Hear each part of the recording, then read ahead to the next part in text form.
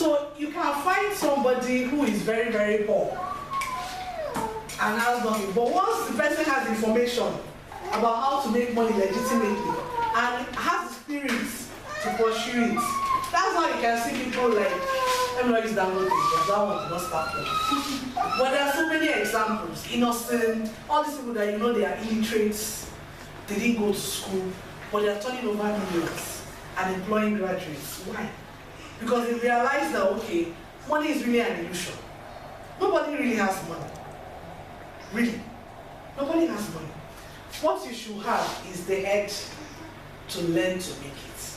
So that even if you have a job in God knows where, and they are paying you in 7 digits, wonderful.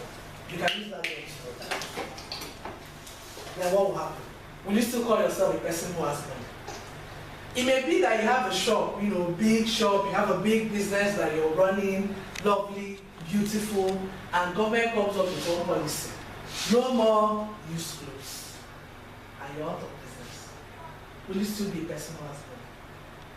So what makes you the person who has money is your ability to use your head to always generate, okay, what need can I see in the environment that I need to solve? So back to what I said, you need to learn to sell online. Life has moved. Trend has since moved. And if you don't move, they will leave you behind. You'll find out that some people you want to sell things to, especially if your niche audience are people who are working, they don't have time. They may not, where is your shop? And they're in VI. Where is your shop? Some go there, the girls. Where is your shop? It's at Yanopaja. But my shop is full. Bad. Because by the time she thinks of how she's going to start from VI to go to Yanopaja, I will wait. In fact, there was a time I wanted to buy a pair of jeans some years ago. It took me 3 months to buy this pair of jeans. Why? Time. Because I thought I was just saying that, God, can't I just see somebody that will bring the jeans to me in the office? Just give me and I'll pay. But because I need the money by 6 o'clock, and by the time I go home, shops are closed. Saturday, by the time I wake up, jog, start washing, do this, cook, it's already 6 o'clock, and shops are closing. That's how I stayed 3 months with no pair of jeans. You understand? Until like now, most of the things I have, my clothes, hair, shoes, slippers. If I feel like I need a dress, I've gone online. Who is selling? And I follow a lot of them. When I see them on Instagram, I follow. When I see them on Instagram, I follow. So that the day I need it, I'll say, hey, who are these people that sell clothes? Before I know it, we started chatting. I don't want to know where. In fact, it's recently that there was my sister. My youngest sister stays in Scotland. So she called me one day and said, there's this lady that is selling hair that I should help her. She wants to give me money to pay for the hair. And then they'll send it to her in Scotland. I said, okay. I asked her, I followed the lady. I now started talking with the lady and I saw her hair had good prices. I also bought. But she told me she was doing promo in her shop. I said, okay, I'm coming to your shop. Meanwhile, you see her page, celebrities, all the wonderful people, everything. I said, don't worry, I'll come to your shop and come and participate in this promo. So her shop is not ready. I started going to look for her. Omo, if you see this shop, it's like this sitting room divided into 4. She just takes one corner, puts her shelves, like 3 or 4 of them, and then exhibit. She needs to snap picture. She will snap the picture from there and put it on Instagram, and you don't know where it's coming from. And that's how she attracts all that market. And really, she doesn't need a big shop because it's possible. All they need is to see it now and call her on the phone. And she gets it to them and they pay for it. They need to see where she lives. But when I used to sell jewelry, wholesale.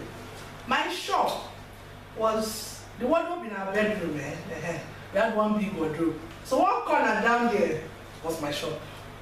Then when do I snap my pictures? On Sundays when I'm cooking my Sunday rice, on top of my white deep freezer, that was my white background. So by the time I put the earring and the necklace on, it looks really nice. Then I now started thinking, okay, how can I make these pictures brighter? I started getting scarves, different colors of scarves. Today I'll buy blue, black, put it on the deep freezer, put the earring, lovely. Another day I'll think, okay, I may look for another thing, put it beside the scarf. And had a shop.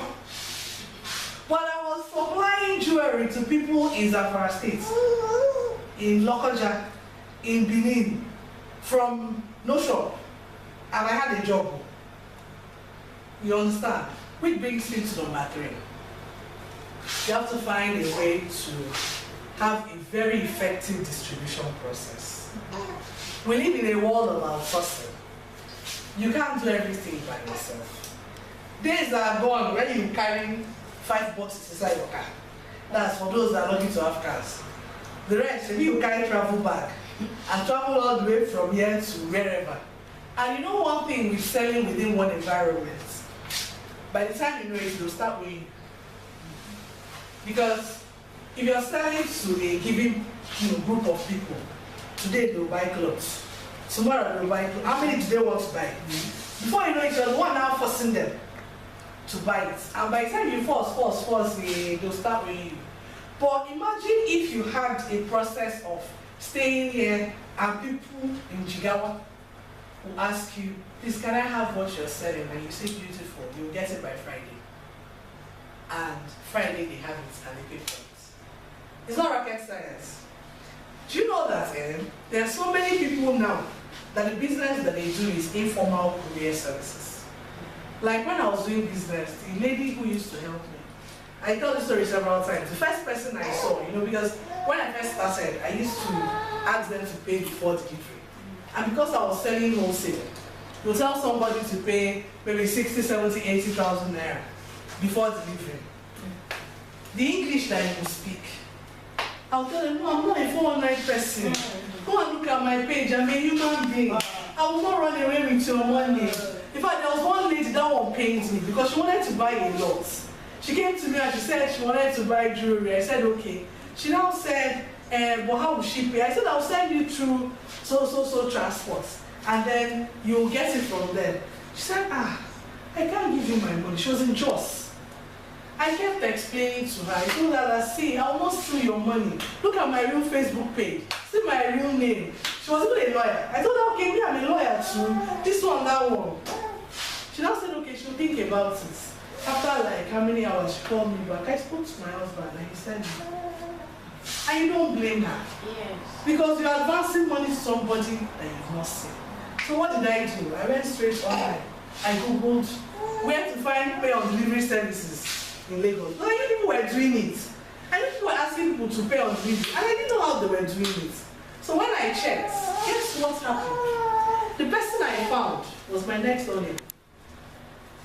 I didn't know that that was what the man was doing. Living in the next house, in the next close.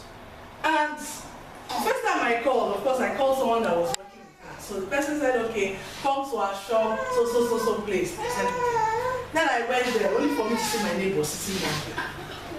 And I was like, I've been suffering here. And my solution was just beside me. I used her for some time. Then after a while, because she was only doing Lagos, Port Harcourt, Abuja, then a few places. After a while, we had 1 or 2 issues. I now went back online. I said, okay, there must be somebody else. I checked again. I saw another set. This one was a couple. In fact, I used them throughout. They were doing it from their sitting room. I don't know how come they knew people in 36 states of the Federation. But what they were doing was, business is about thinking. What they were doing was, they knew that every state has a university.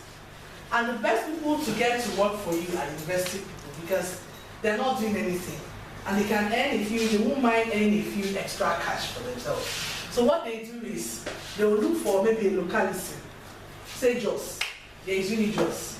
They'll find one girl in Uni Jos and discuss business with her. So what she'll do is, when you're sending those things, you send it to her. She looks for a transport company in Jos and sends it to. Then the Uni Jos girl will come and collect it and then take it round to the owners, collect the money for her, and send it back to Lagos. So everybody gets happy. And the prices were little.